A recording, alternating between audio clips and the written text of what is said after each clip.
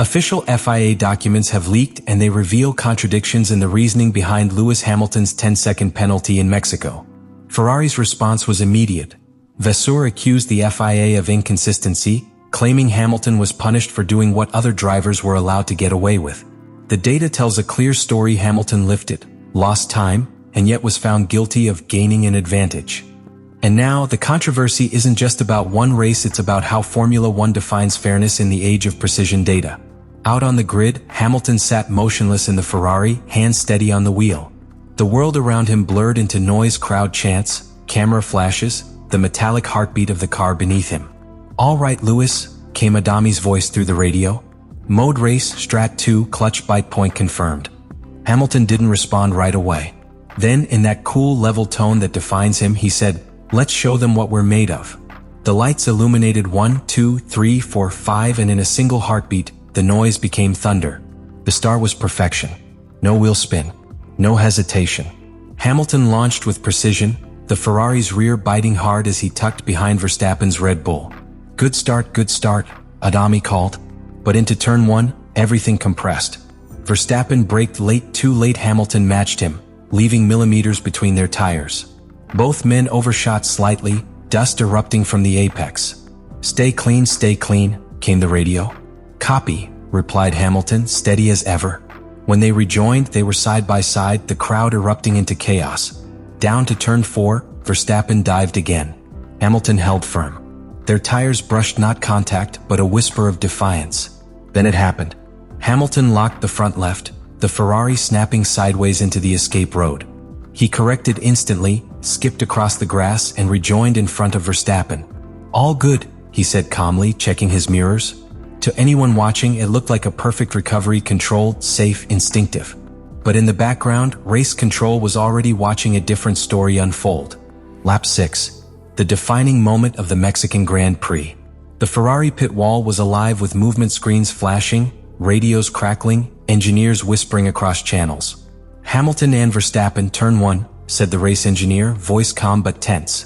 On the onboard feed, the Ferrari darted to the inside, Verstappen late braked and turned in hard, both cars sliding off the racing line.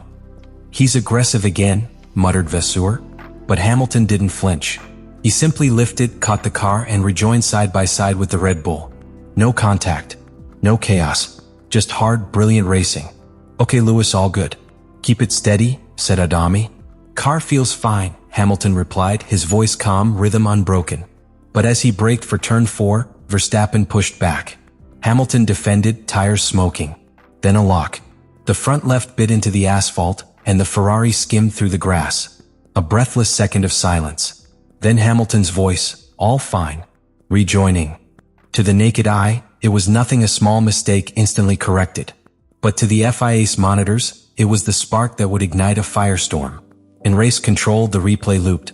"Car 44 left the track at turn 2, announced the steward on duty. Rejoined ahead of car 1. Data began streaming across their screens: throttle inputs, GPS overlays, speed deltas. "He's lifted," said one official. "He lost time on re-entry." Another shook his head. "Still ahead, lasting advantage."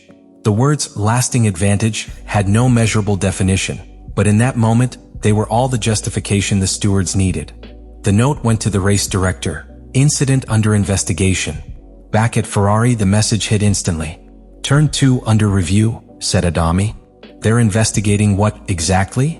Vasseur asked. He rejoined safely, no contact. Adami's reply was dry. "They think he gained." Hamilton, ever the professional, stayed focused. "I lifted. Check my delta." "We're checking," Adami said quickly. The data was already there. Hamilton's liftoff throttle lasted 0.4 seconds, enough to lose 2/10 before rejoining. The evidence was undeniable.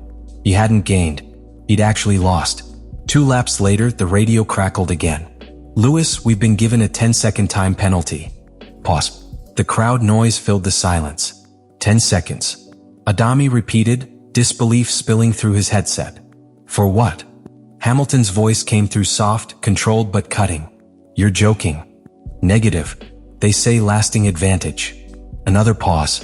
"Understood," he said finally. No anger. No sarcasm. Just control. Then quietly, "We'll get it back on track." In the Ferrari garage, the disbelief turned to fury. 10 seconds for that? Shouted one of the strategy engineers. Verstappen went off in the same corner 2 laps ago. Vasseur slammed his headset onto the table. Pull me the GPS overlay, he demanded. I want both cars, same corner, same lap reference. Within seconds, the images appeared. Hamilton's Ferrari, slower through re-entry, cleaner line, throttle lift visible. Verstappen's Red Bull straight through the grass, no lift, no penalty. There it is, Vasseur said. That's your inconsistency. By lap 18, the penalty was official. Serve 10 seconds at the stop, Adami confirmed. Copy, Hamilton replied, unfazed. But inside his helmet, you could sense the calculation, the quiet, relentless math of a driver who knows he's been wrong but refuses to let emotion break focus. We'll make the tires last, he said calmly. Just give me the numbers. Ferrari adjusted strategy instantly, switching to an undercut sequence designed to claw back every lost second. When he pitted on lap 22, the stopwatch was merciless. 2.3 seconds for the stop. 10 full seconds of silence for the penalty. 13 eternal seconds that felt like a lifetime. Box complete, said Adami. Push now. And Hamilton did. Lap after lap, he chipped away at the deficit, his sector times climbing back toward the leaders. It was quiet defiance in motion, the rhythm of a driver who'd seen too much to be shaken by injustice. The hours after the Mexican Grand Prix were anything but quiet in Maranello. The night shift at Ferrari's headquarters was already awake when the raw telemetry data arrived from Mexico City, terabytes of numbers, traces, and logs. Inside the operations room, the engineers didn't speak at first. They didn't have to. The graph on the screen told the whole story. The moment Hamilton's Ferrari bounced over the grass, the throttle trace dipped. 0.4 seconds off throttle, 0.2 seconds slower at re-entry. It was there, in red and white, the smoking gun. He didn't gain time, said the performance engineer softly. He lost it. By morning, Frédéric Vasseur had read the data report 3 times. The conclusion was clear. The FIA's justification, lasting advantage gained, wasn't supported by evidence. So what did they base it on? He asked, voice calm but edged with steel. Visual judgment, replied his deputy. Vasseur leaned back, shaking his head. We race in 2025 with AI telemetry, GPS overlays, and full car data streaming at 1000 Hz, and they make a call on a replay. It wasn't anger, it was disbelief wrapped in irony. At 8 a.m., Ferrari filed an official letter to the FIA, written with surgical precision. We request clarification on the empirical evidence used to establish a lasting advantage by car 44. Our telemetry indicates a lift of 0.4 s and a delta loss of 0.21 s on re-entry.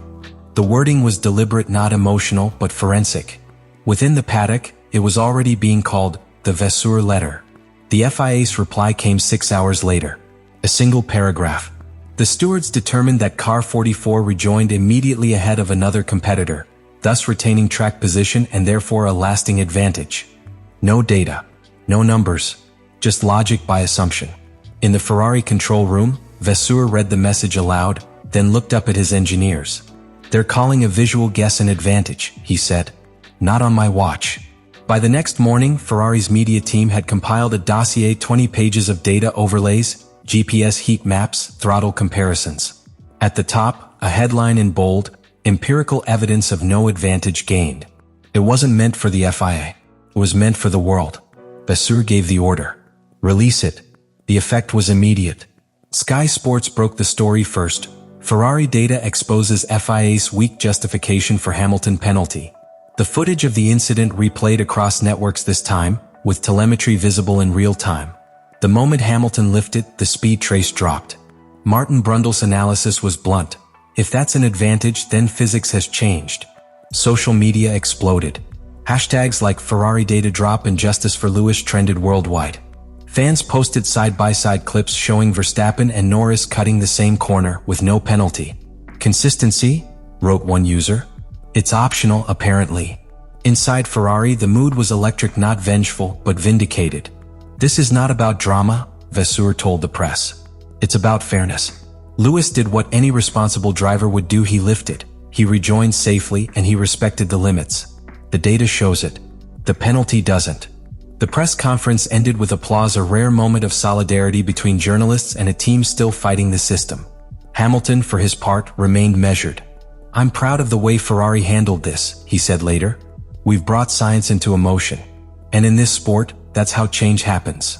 That quote spread through every major outlet, from The Guardian to ESPN F1.